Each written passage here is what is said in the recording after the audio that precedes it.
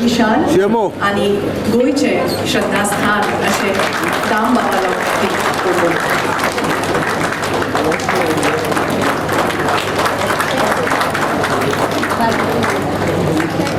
ईशान आणि गोयचे श्रद्धास्थान असे दामबाबाला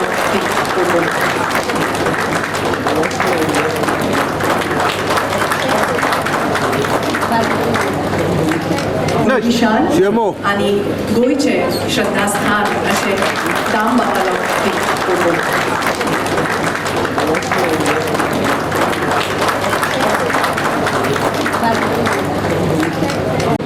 ही लेंथ 7.23 किलोमीटर, याची किंमत 746 कोटी रुपये आणि त्याचबरोबर अंडर बिडिंग आहे हे सगळे तिन्ही प्रोजेक्ट. याचा LOA पण इश्यू झालेला आहे. हे बेंडोर ते पाले हे 22.1 किलोमीटर 1375 कोटी रुपये हे अंडर बिडिंग आहे. आणि जुवारी अप्रोचेस टू स्टॉट मडगाव बायपास याचा आत्ता लँड एक्विजिशन बाबतीत इश्यू झालेला ऑर्डर.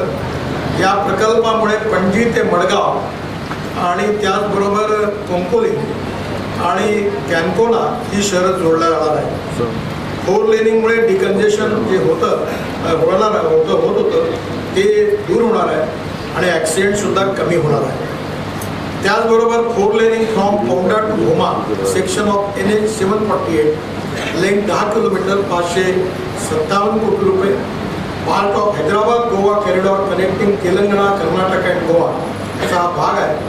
या कॉरिडॉरच्या गोव्यातील एकूण 68 किलोमीटरची लांबीपैकी 17 किलोमीटर पूर्ण असून फेंडा ते भोमा यातील 10 किलोमीटरच्या कामाच्या निविदाही पण आता निश्चित झाल्या आहेत. उर्वरित 41 किलोमीटरची इम्प्रूव्हमेंटसुद्धा भविष्यात मंजूर करण्यात येईल. त्यापैकी भोमा टू ओल्ड गोवापर्यंत मार्चपर्यंत मंजूर होईल व बॉर्डरचे पुढील वर्षी मंजूर करण्यात येईल. या रस्त्यामुळे पणजी आणि कोंडा सिटीच्या कनेक्टिव्हिटीमध्ये वाढ होऊन वाहतूक सुरळीतपणे होणार आहे. याचबरोबर 4 laning from Bhoma to Old Goa हा जो सेक्शन आहे NH 748 ज्याची लेंथ 7 किलोमीटर आहे आणि कॉस्ट 1060 कोटी रुपये आहे. Part of Hyderabad Goa corridor connecting Telangana Karnataka and Goa ही कामं 2025मध्ये मंजूर झालेली आहे आणि आता बिडिंग प्रोसेसमध्ये आणि लवकरच या कामाचा शुभारंभ होईल. या कॉरिडॉरमध्ये 2 नंबरवर 6 लेन एलिव्हेटेड कॉरिडॉर आहे.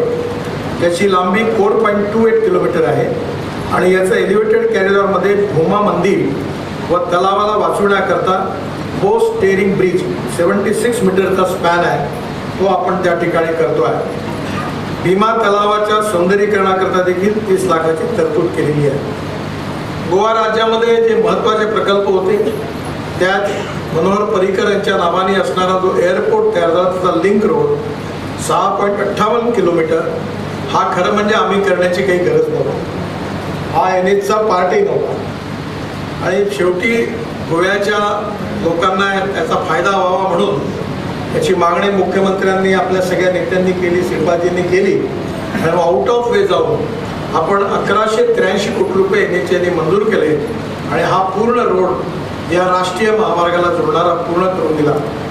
Zuari cable stayed bridge 2530 crore रुपये. 8 lane cable stayed bridge length of bridge includes approaches 13 kilometre ते पण आणि 2 पिलर्सच्या मध्ये 360 मीटरची लांबी असलेला देशातला दुसरा पूल आहे. 6 लेन elevated corridor on NH 66च्या Porvorim आणि पोरवरी लेंथ 5/15 कोटी कॉस्ट 640 कोटी रुपये हे काम आता प्रगतीत आहे. या कामामध्ये लवकरात लवकर पूर्ण करण्याचा प्रयत्न आहे. 40% काम पूर्ण झालेला आहे. या लांबीत रोज जवळपास 80,000 वाहनं प्रवास करतात. त्यामुळे सध्या याच्या ट्रॅफिक जाम आहे. मी पण याचा अनुभव घेतला. मी आलो. लवकरच हे काम पूर्ण करण्याचा मी प्रयत्न करू.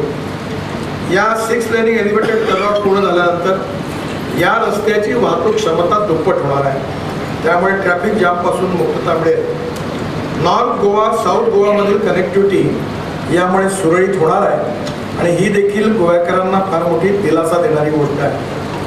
गोव्यामध्ये जे येणारे प्रोजेक्ट्स आहेत त्याच्यामध्ये त्याची घोषणा मी करतो आहे. मुंबई गोवा याच्यामध्ये NH 66 4 लेनिंग फ्रॉम कोकोलिंग टू बेंडार्डे इन्क्लुडिंग कुंकोलीम बायपास 1200 कोटी रुपयाचं आहे. त्याचं मी आत्ताच सांगितलं की आपण याचं काम लगेच सुरू करतो. 4 laning from Karnataka border at Anmod to Mollem section of NH 748 from 84.133 kilometre to 97.0 kilometre. हे 13 किलोमीटर लेनचं आहे, 2000 कोटीचं. याचं लँड ॲक्विशन हे अंडर प्रोग्रेस आहे. तिसरं काम जे आहे ते 4 laning of Mollem to Khandepar section of NH 748 from kilometre 97.00 to kilometre 118.00. हे 21 किलोमीटर काम आहे. हे जवळपास 1000 कोटीचं आहे. त्याचंही पण लँड ॲक्विशन प्रोग्रेसमध्ये आहे. 566 NH वर construction of bridge along with approaches across river Zuari and Bori on NH 566 हे 8 किलोमीटर लेंथ आहे. हे 1200 कोटी रुपयाचं काम आहे. त्याचा DPR देखील आता सुरू झालेला आहे आणि लवकरच या कामाची सुरुवात होणार आहे. आज मला विशेष रूपाने खूप आनंद आहे, कारण या प्रोजेक्टच्या मागे हा माझा ड्रीम प्रोजेक्ट होता. हे NHच्या मॅन्डेटमध्ये बसतं की नाही बसत इथून पहिले याची चर्चा सुरू झाली. पण मी आग्रहाने सांगितलं की जगात जसं पॅरिसमधलं एफेल टॉवर जसं जगात प्रसिद्ध आहे तसं गोव्यातलं हे देखील भारतात नाही प्रमोदजी हे जगात प्रसिद्ध झालं पाहिजे. म्हणून याच्याकरता स्ट्रक्चरल कन्स्ट्रक्शनमध्ये जे काय होते ते पूर्ण निर्णय त्या प्रकारचं बांधकाम करण्यात आलं. तो खर्च आम्ही स्वतः NHकडनं केला. आणि मग मला एक दिवस प्रमोदजींनी सांगितलं की हे काम आम्हाला द्या. तर मला त्यावेळी थोडे डोक्यात माझ्या आलं नाही, माझी चूक झाली. पण टेंडर काढताना आत्ता आम्ही केदारनाथच्या रोपवेचं टेंडर केलं आणि ती रोपवे 5000 कोटी रुपयाची आहे आणि पूर्ण BOTत काढली. 5000 कोटी कॉन्ट्रॅक्टर टाकणारा खर्च करणारा आणि वर्षाचे 800 कोटी रुपये आम्हाला मुनाफा मिळाला.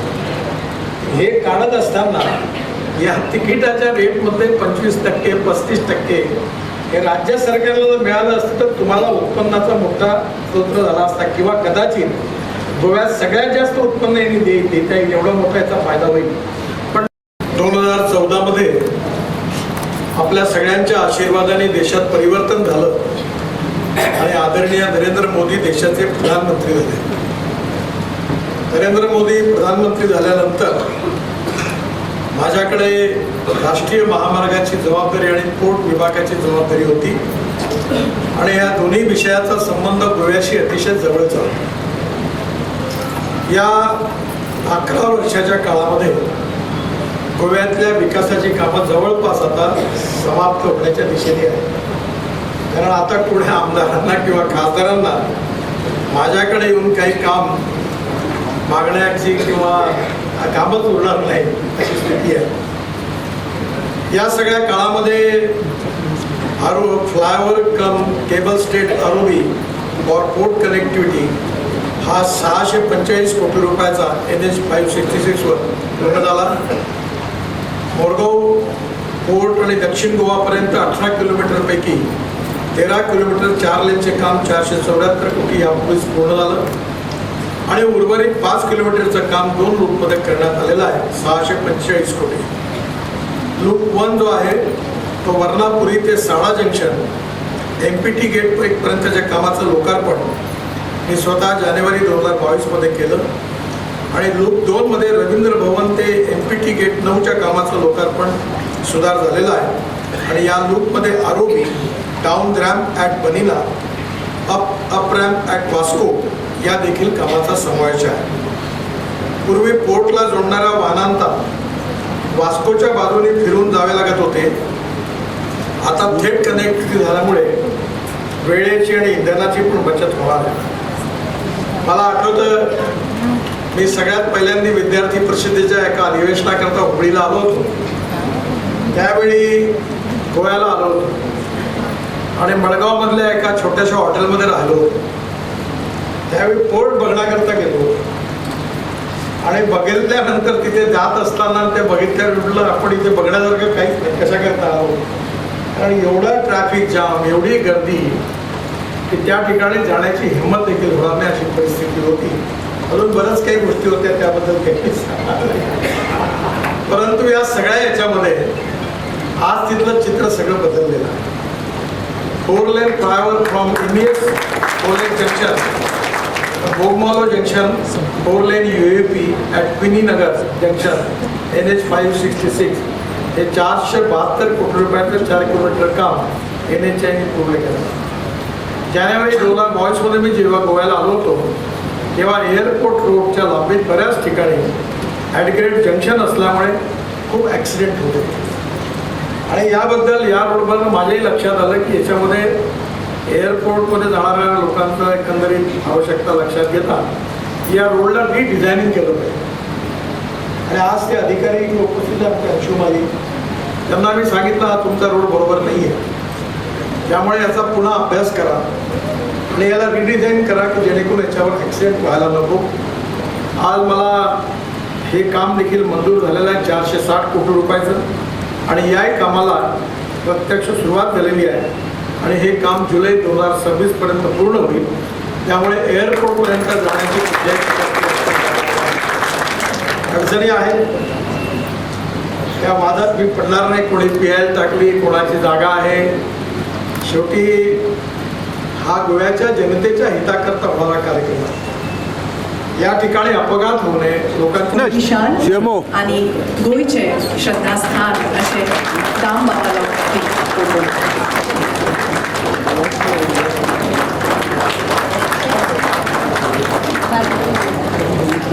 जंक्शन आणि 9 किलोमीटर लांब सर्व्हिस रोड व इतर जंक्शनची सुधारणा करण्याची पण कामं समाविष्ट झालेली आहे आणि त्यामुळे निश्चितपणे गोवेकरांचा याच्यात भरपूर फायदा होणार आहे. Elimination of junctions, accident spots improvement, separation of NH and local traffic, thereby reduction in accidents हा याचा मोठा फायदा. 4 लेनिंग ऑफ मुंबई गोवा हा गोव्याची हार्टलाईन आहे आणि यामध्ये एकंदरीत मुंबई गोव्याच्या रस्त्याला महाराष्ट्रात खूप अडचणी आहेत. जवळपास आता काम संपुष्टात येईल. मला कबूल केलं होतं की जून एंडपर्यंत हे सगळं काम पूर्ण होईल. त्याच्यात अनेक अडचणी आल्या पण जवळपास आता सगळ्या पूर्ण झालेल्या आहेत आणि 3-4 महिन्यात हा रस्ता पूर्णपणे मुंबई टू गोवा व्यवस्थितपणे चालू होईल आणि त्यामुळे साधारणतः मॅक्झिमम 5 ते 6 तासाच्या आत मुंबईवरून गोव्याला पोहोचता येईल असा माझा विश्वास आहे. या याच्यामध्ये गोव्यात 3 पॅकेजेस होते. 36 किलोमीटर याची किंमत 2,521 कोटी रुपये होती. मुंबई गोवा एकूण लांबी जी आहे गोव्यातली ती 124 किलोमीटरपैकी 75 किलोमीटर पूर्ण झाली आहे. 5 किलोमीटर प्रगतीत आहे आणि उर्वरित 36 किलोमीटरमध्ये 4 लेनिंगचे 3 पॅकेजेस मंजूर झाले आहेत. ढवळीकर जेव्हा होते तेव्हापासून त्यांना माहिती आहे की ही कामं करताना अनेक अडचणी लँड ॲक्विजिशनच्या आल्या, विशेषतः सुप्रीम कोर्टापर्यंत काही नोटीस दिली आणि या सगळ्या अडचणीवर मात करून आता हे क्लिअर झालेलं आहे. त्यामुळे हे तिन्ही पॅकेजचं काम पूर्ण झाल्यावर यावर फार मोठी राहत मिळणार आहे. पण तरी पण महाराष्ट्राची सीमा जिथे आहे पत्रादेवी ती ओलांडल्याबरोबर माझ्या मनामध्ये होतं की आपण गोव्याच्या मधून ही जी दक्षिणेत जाणारी लोक आहेत त्यांना कशाकरता गोव्याच्या मध्यभागातून आपण हा ट्रॅफिक कमी झाला पाहिजे आणि म्हणून पत्रादेवी नंतर डायरेक्ट गोव्याच्या बाहेर दक्षिणेत बंगलोरकडे जाण्याकरता एक रिंग रोड गोव्यात झाला पाहिजे अशी मागणी प्रमोद सावंत मुख्यमंत्री आणि श्रीपादजी यांनी माझ्याकडे सातत्याने केली आहे. त्याचा आता आम्ही डिटेल स्टडी करतो आहे आणि अलाइनमेंट पक्की करणार आहोत आणि त्यामुळे येणाऱ्या काळात जवळपास 12 ते 15 हजार कोटी रुपयाचा मोठा प्रकल्प हा देखील गोव्यात करण्याचा आमच्या सगळ्यांची इच्छा आहे आणि मी नक्कीच हा प्रकल्प पूर्ण केला की गोव्यातली सगळी कामं जवळपास